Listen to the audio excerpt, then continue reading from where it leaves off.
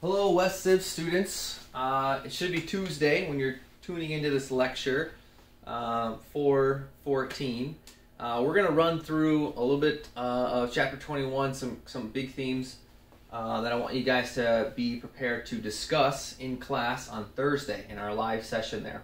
So if you could, go ahead and pull up the PowerPoint that we're going to go through together today, and then just follow along with me with that PowerPoint. So if you want to put the lecture on the one side of your screen and then the PowerPoint on the other, and split your screen there as we go through this, that would be helpful. So as well, in addition to that, on Thursday, everybody in class is going to be responsible for answering a couple of questions in class. And those are going to be centered around what you learn in today's lecture. So everyone with the last names A through G are going to be responsible for answering a couple of questions. And then a second group of class, H through P, will be responsible for another section, and then our third group, Q through Z. And I'll put those on the screen for you guys to take a look at. And what I want you guys to be doing is just be taking notes as you go and listen in on the lecture, specifically focusing on those questions that you, according to your last name, should be assigned to look at. So a couple of things here. Response to European conservatism: is society fair? So I got a couple of practical questions for each group, and then each group I also have some like overarching questions that you are opinionated for you to answer. So the first group, group 1, again, if your last name is A through G, this is you.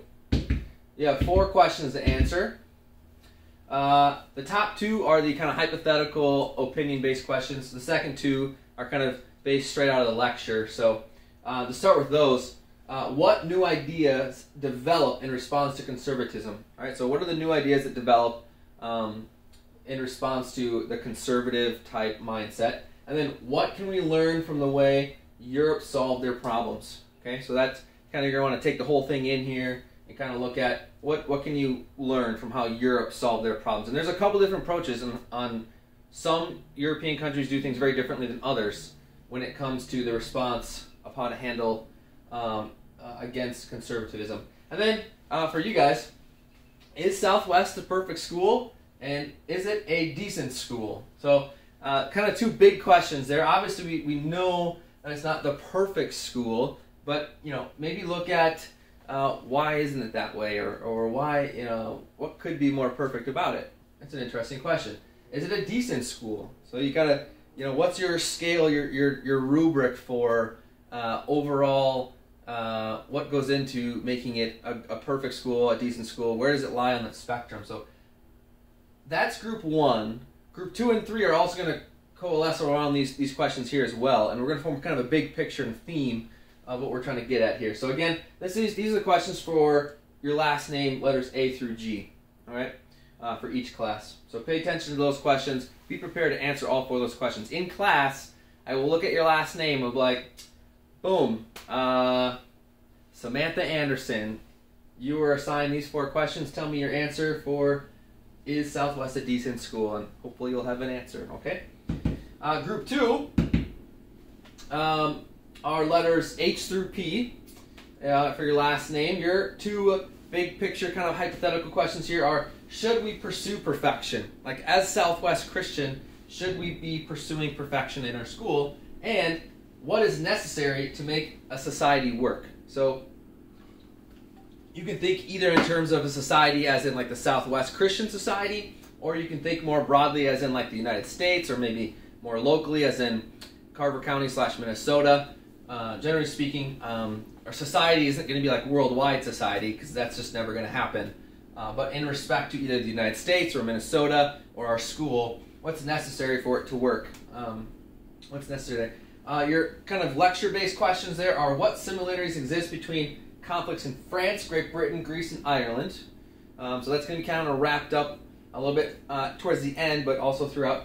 What social problems was Europe concerned about? All right, so that's something that's overarching through the whole segment there. So come up with the answers for that. Last names H through P, group 2. Group 3, Q through Z. All right. What does the perfect society look like? And then, would you want to live in that society? All right, those are big questions to answer. So kind of think about that. And then lecture based here. In what ways are America's social concerns like Europe's 19th century concerns? And then how do they differ? So those are kind of based more so towards the lecture here. All right, so again, have the PowerPoint that I posted on Google Classroom up on one side, the lecture on another. Follow along. Jot down some hand notes here as we go, specifically trying to kind of focus on answering these questions so that in class on Thursday, when I call on you, you should have an answer to these questions and we can have a bit of a discussion on that, okay? All right, here we go. Okay, you're probably wondering, this is my garage. I made it into like a really cool man cave when I first moved in. I got this smartboard projector from a guy on Facebook Marketplace. Got a great deal on it. He wanted like $3,000, and I wasn't going to pay that, so I really lowballed an offer, like really low. And then he was desperate to go on a vacation, and he wanted the cash, so I was like, I'll give you that lowball offer, and he accepted. So on the premise that I drive to his house to get it. So I thought that was a deal, Burnsville, all right. And then actually last minute he was like coming my way, so he actually drove to my house anyway. So I got a really good deal on it, extremely low, almost embarrassing to say how much it was. So cool, here we go. I guess it kind of works out well to teach, so in the comforts of my own garage. All right, some key terms that we're going to go over that you should already be very well aware of: socialism and nationalism, laissez-faire or hands-off, right? Bourgeoisie, proletariat, and Marxism. So we're going to see this as we go through here. If you look at the pictures, you might be able to match up some of the pictures here based on some of our vocab words there. All right, so just to kind of give you guys an overarching picture, you should be following along. Again, it's hard to see on the screen here, but an overall timeline. So how this is playing out in Europe. In terms of France, you have the adopts the French Revolution ideas and signs in word but not into practice in 1814. So some changes happen here. Big key mark is 1818 when Karl Marx is born. So kind of start to think, okay, French Revolution ideas, then Karl Marx is born. As you can see, 1830 socialism ideas increase. All right, and then we have the idea of Marxism growing in 1840. So that's 22 years after Karl Marx's birth there. All right. Some other things going on. The Corn Laws in England. So this causes a lot of chaos in England. That's happening around the same time, 1815. Okay. Again, so on the England time frame or England mindset here, you fast forward, Karl Marx is born 1818. Okay. So that's all right. And then you have some of the other British acts. The Tories move towards liberalism. That's another push for more freedoms for the English people, more rights for the English people. Some more bills that are passed to continue to reform England. And then, as you can see down here, the Corn Laws are defeated. We'll get into that. And then the 10 Hours Act limits workers to only work 10-hour-long days. So this is kind of like your British timeline here with a couple other key events thrown in. And then right here, we kind of go back to the idea that socialism is increasing in 1830. Oops, sorry. Let's go back. Greece is going through some revolutions and then independence, which we'll get into towards the end. And then, of course, back to Marxism here. It's still growing throughout Europe, 1840s. Okay, so just general progression-wise, what you're going to see out of France and England and Germany, Austria, and even in Greece. But what you're going to see is after the French Revolution, each of these European countries really moved towards conservatism and just this idea of being very weary of all these freedoms to be granted to people, because when that happened in the French Revolution, all the bloodshed followed. And so everyone's response is to be very conservative and actually move back towards monarchies that have control and prevent these bloodsheds from happening. All the same while, the people kind of go along with it because they don't want to be killed in the streets and all these blood battles. Then they want political stability to move on with their life. But then they also want political freedoms. They want to be able to publish what they want to publish and not get sent to prison for critiquing the monarch or parliament. They want to be able to gather in public places and protest and say what they want to say and have those freedoms. And they're looking at what happened in our country, the United States, and they're going, they can do that, and we can't. And we were, especially in France, we were the ones who helped them do that. And we can't even do the same things that they're doing in America. And so each of these countries is going to react to the political conservatism that really kind of keeps civil liberties at bay and keeps a functioning, safe environment for everyone. And those things are going to butt heads in the next 50 years here. And we're going to come out the other side with some countries have some change and some countries don't. So the first thing we get into is the balance of power here in the Quadruple Alliance. And what happens is everyone's against France. Everyone's against France because Napoleon comes to power and takes over all of Europe. And England and like Prussia, Germany, Austria, and Russia are all like, oh my gosh, we can't allow France to do that, nor do we want to allow anyone else to do that. They are also like looking at each other, like even though England or like Great Britain is making an alliance with Russia to fight off Napoleon, they're both looking at each other like, we know we don't get along and like, we don't trust each other, but we got to stop Napoleon. And so they get together, they make this alliance, they stop Napoleon, they exile him once, he comes back, they beat him again, they exile him a second time, and he's done. But they make this alliance, and it's all of these aristocratic monarchies, Russia, Prussia, Austria, Great Britain, and they meet at the Congress of Vienna, one of many Congresses of Vienna in world history, and then they negotiate this peace and stability of Europe. It lasts quite some time, and the whole idea is they establish kind of their political domains and goals, and they establish their military powers, and kind of deciding on how much military power each country should be capable of having. And then they establish kind of like boundaries, like what we're going to do and what we're not going to do. For sure, they're focused on limiting the power of France. But they also are smart, and you can see how this doesn't work out in the future after World War I, which leads to World War II. They're smart, and they don't punish France too much for what Napoleon did, which would then make the people of France really upset with these powers and then probably promote them to go to war with them again. They actually install a government within France that, for the most part, the French people are in favor of or get along with, and they don't severely punish them with reparations or money that France is supposed to have to pay to these allies. They don't necessarily do that. They do make the country of France smaller, and we'll get into that with some key territories there later.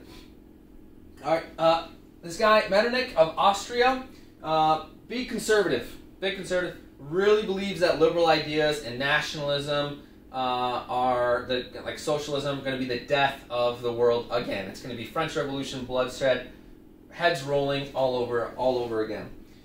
They very strong limiting of nationalist-like ideas and liberalism ideas. He issues the Karlsbad decrees, which squelch any kind of liberal organization. It's mostly existing in Germany, but also in his home country of Austria.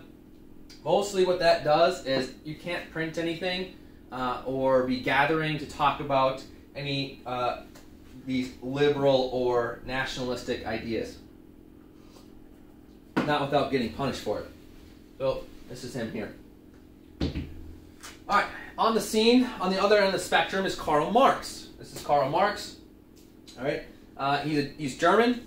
He's an intellectual, is kind of how he'd be self-described, maybe German philosopher.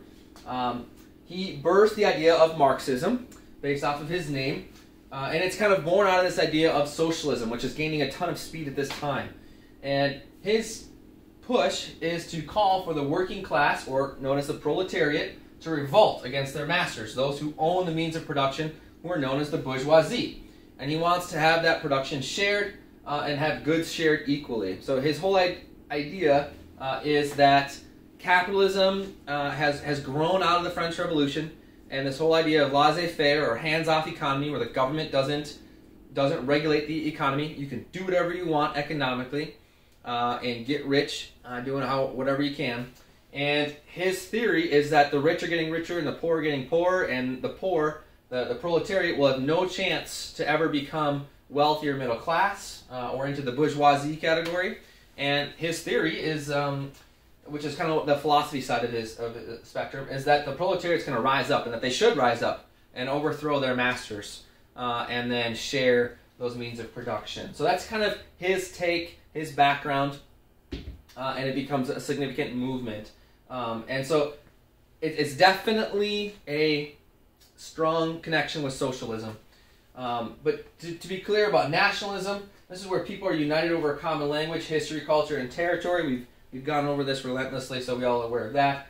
And then socialism, the strong sense of community, government control, state-owned everything. Okay, so the state is going to own everything you can think of. The amount of private property that you have in your life right now would be next to nothing. It would be largely state-owned, and you'd be owning and operating those things based on state approval and in limitations, mostly based around the fact of does everyone have these things, and if so, then everyone else can have, like, just making sure that everyone is equal in terms of what they own and have access to. And the big ticket items that not everyone can own, the state would then own, and people would have to go through the state to use those things. Okay, so some big reforms in France. We'll start with France because there's a lot that happens in France. It's really kind of boring though, and so I'll just sum it up for you.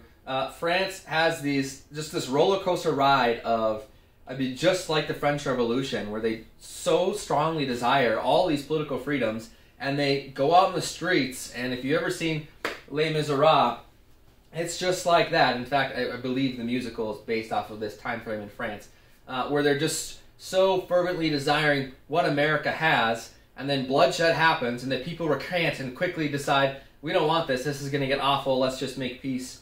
And then they don't like the peace that was formed, and then they get riled up again, and they get, more bloodshed and revolution. Then it kind of goes back down, and they, okay, let's settle it out again. And they end up not having a lot of the reforms that they so desired.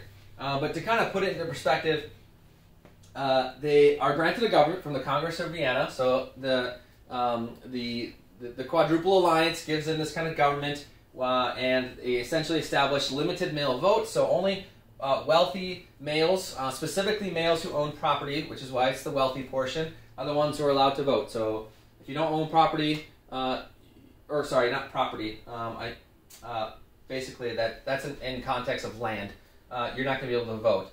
There's a parliament that's established. There's an upper house and a lower house that approves bills that move into laws. They have a general amount of economic freedom where the government is in control of all the means of production there. And they invade the African city of Algiers in Algeria. That's a big move there. They go back to their colonial idea of carving up parts of Africa, and so they take over that in a very long struggle.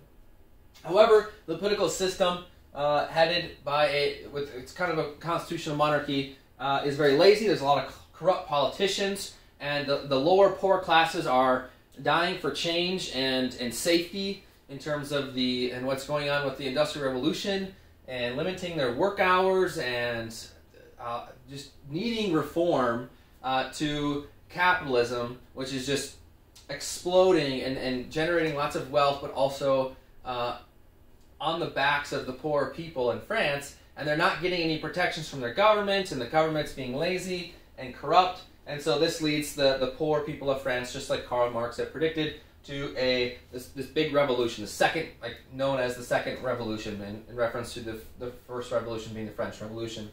This new government that's formed because of this Second Revolution, again, there's a lot of steam behind this. They literally exile the noble out of power. They establish right away universal male suffrage. So you don't have to own property or own land.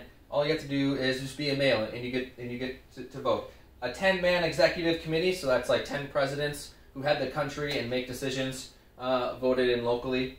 There's no death penalty, so they're smart. They're like, if we're going to have a big revolution, we better not have the death penalty, or else, remember what happened last time? All those people, all those heads rolling? This time we'll abolish the death penalty, so at least no one dies during a revolution, okay? Oh, interesting idea, not bad.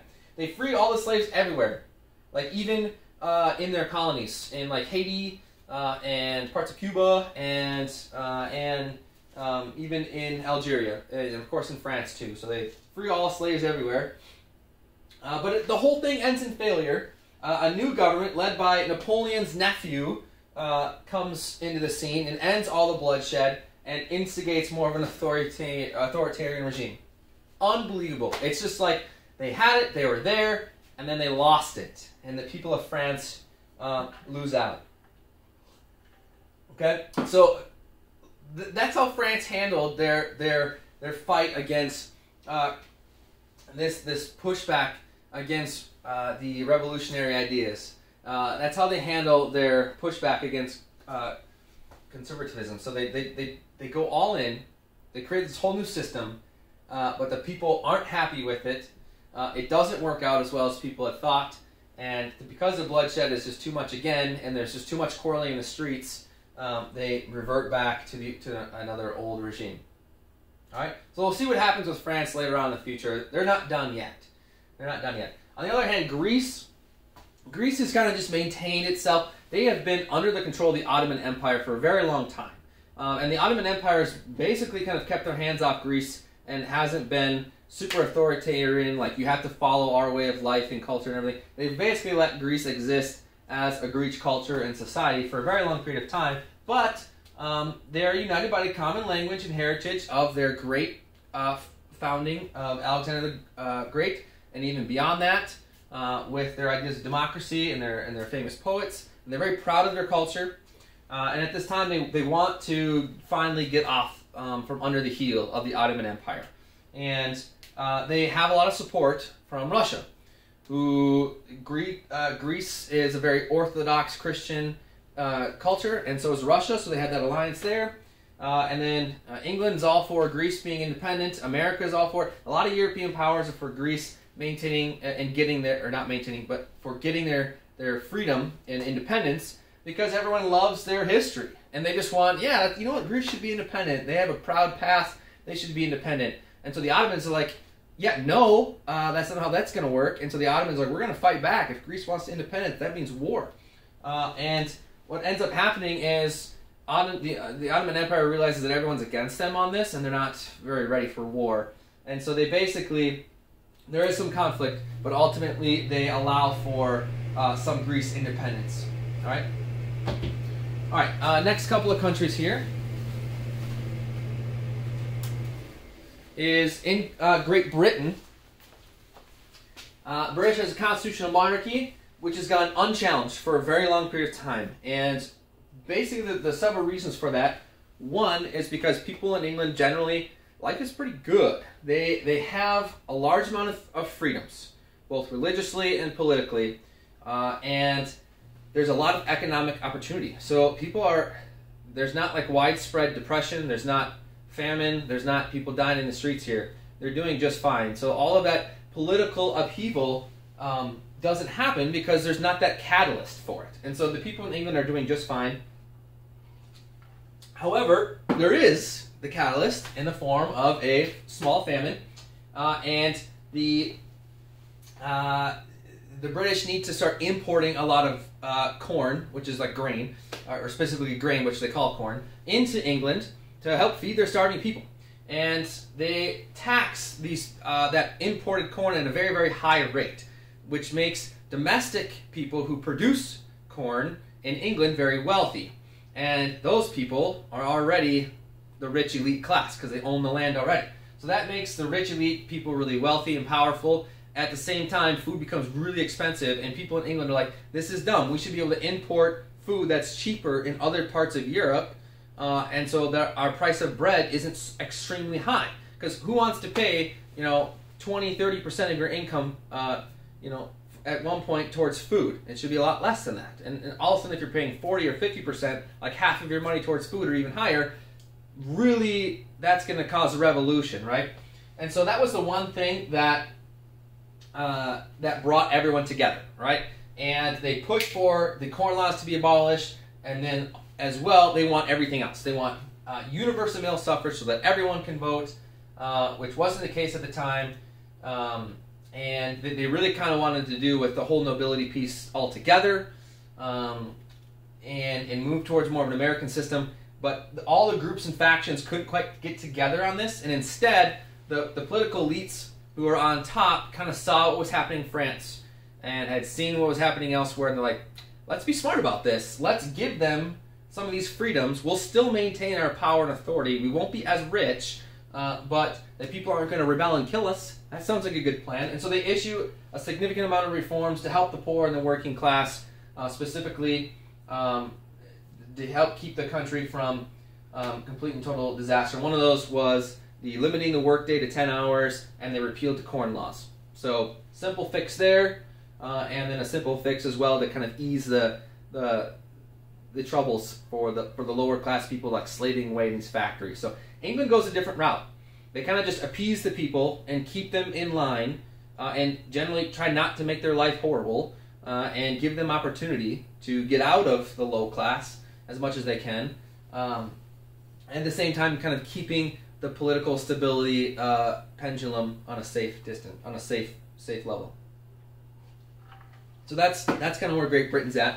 Over here, a couple other countries involved in Europe. Austria, they revolt. They want full civil liberties after Metternich is gone and the conservative ideas are gone with him. They want full-out revolution, but it's crushed, and Austrians don't try to have another push for a larger movement towards liberal ideas. They kind of just, okay, we're going to go back in line, right? Prussia, that's kind of like your German states there. They look to establish a greater Germany. And so you're going to hear this theme throughout European history, this idea of greater Germany or lesser Germany. Specifically, Hitler will obviously talk about this, and World War I will be centered around this. This is kind of where it starts here. And the idea of a greater Germany includes Austria. As in, there's a lot of Austrians who speak German. There's a lot of Germans living in Austria. There's a lot of people in Austria who identify as German. Hitler was from Austria, and considered Austria part of the German Reich, although he's not on the scene yet. So the whole idea of greater Germany to include Austria dies out right away, because the Austrians, who are more powerful, essentially, than Prussia, are like, yeah, no, you can't just take over Austria and claim it as Germany, even though there's a lot of Germans here, and a lot of us agree and are same cultural background as you guys. Just because we're kind of really closely similar doesn't mean you can just encompass us too. So that dies out, the whole idea of greater Germany, and that gets tabled till way later. And this whole idea of a lesser Germany comes to scene, and that just means German unification. So there's all these different factions that make up Prussia. Let's just all get together and call ourselves Germany, and we'll all be German.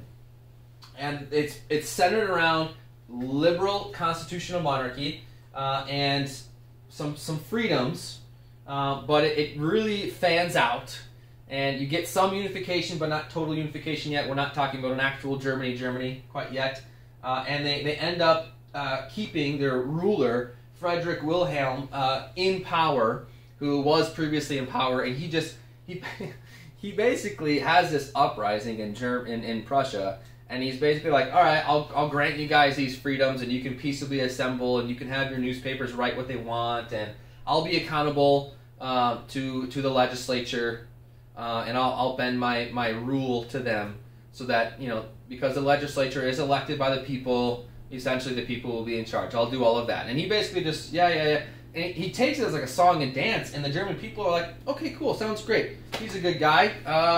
He'll keep to his word. And then a couple years later, does away with all of that, and basically just goes back to this idea of, I'm the boss, I'm in control. And Germany sticks with that system. So you can see there, Germany has this interesting approach of having this sort of big movement. There's not a lot of bloodshed involved, and there's promises and grants of change, but then the ruler goes back on it, and the people just don't have the will to re-rise up and push for what they originally had wanted.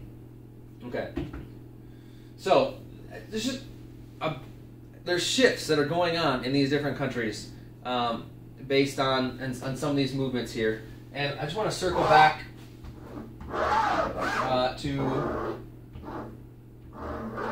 our founding questions here.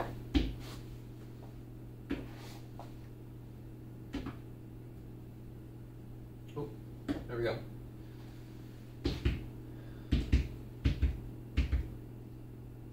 So what new ideas developed in response to conservatism? So again, those should be along the lines of the liberal ideas, the Marxist ideas, and nationalism ideas, all right? So kind of center your answer around that. What can we learn from the way that Europe solved their problems? There's several approaches. There's the English approach and how they solved some of their problems, all right, which was unique. You have the German approach, which is kind of that slide deal action, okay? You have the Austrian approach, the iron fist, right? And then you had the French approach, which was, I don't know what that was. It was kind of all over the place, right? And so what can you learn from that and how to solve their problems? All right, and then your two non-lecture questions there I want you guys to have an open mind about. Are we the perfect school or is it a decent school? Kind of where are we on that spectrum? What is your, how do you judge that? Okay. Group 2, what similarities exist between conflicts in France, Great Britain, Greece, and Ireland? We didn't talk too much about Ireland. Ireland has a great potato famine during this time. The textbook talks about that. But really keep in mind France and Great Britain and Greece. There are some big similarities. We did an assignment on this last week on Monday. So if you want to take a look at that assignment in reference to answering this question, that'd be important. And then also, what social problems was Europe concerned about? Right? So there's a lot of social problems that we talked about. So what were those problems that really concerned Europe? All right. And what, group 3, so letters Q through Z, in what ways are America's social concerns like Europe's 19th century concerns? So playing off that just previous group's question there. So in today's America and our social concerns today, how are they similar? All right. And then how do they differ? Okay. So like, what are our problems that we face in society today? Were they facing the same problems back then? Or is it different? Okay. Try to think of examples if you can. All right. You can use modern politics as a good idea to kind of start. What are the big politicians today pushing for? How, those are usually socially based questions or pushes that they want changes in society. And then are those the same kind of things back then? All right. And you can look at both sides of the aisle for that question, not just Republicans or Democrats. Or, I mean, not just Republicans, but also Democrats and vice versa. And then your big questions as well, your overarching ones, what does the perfect society look like? And then would you want to live in that society? So kind of gauge what would go into that perfect society, and then would you really want to live in that society? Okay, those are our questions. Be prepared to answer them. I'll call you guys in class for those. In class on Thursday, I really want to have a good discussion around some of these questions. And I'm going to ask several other questions not here, just kind of in terms of what we have going on in today's society and the conflicts that we have today. And I just want to get your guys' thoughts on some of those things that are going on and see where everyone's at and what they think, because these are big questions that everyone has to wrestle with, which are fun questions to wrestle with. So be prepared to discuss in class. I will look to hear from at least everybody probably twice in class on Thursday. So a pretty interactive class. You might want to just really jot down, like, I really want to say this and I really want to say this. Like the two things that I really think are important.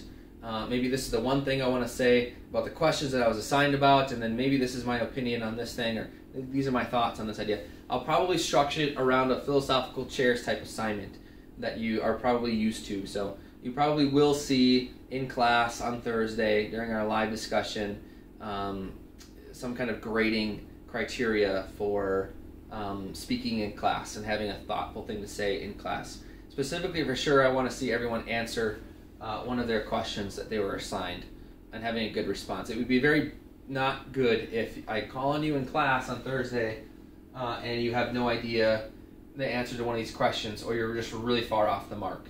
So you want to make sure that you have something that connects to what we've been talking about and makes sense there. Okay, that'll kind of round out a lot of chapter 21, and we'll look to start moving into chapter 22 after that. So, all right, have a good rest of your day, Tuesday. There's nothing else to do necessarily for homework-wise other than, you do need to register for your classes today, actually during first hour on Tuesday today. So make sure that you register for your classes for the fall. Okay. In fact, in third hour, you're going to have an assignment that checks to make sure that you did that. So at some point in class, we'll probably actually leave class maybe 20-30 minutes early for you to do that, and I'll probably mention that. So just make sure that you do that today. Register for your classes. Okay. All right. I miss you guys. Crazy to have snow on Easter. So, yeah. All right. We'll talk in class on Thursday. Blessings, y'all.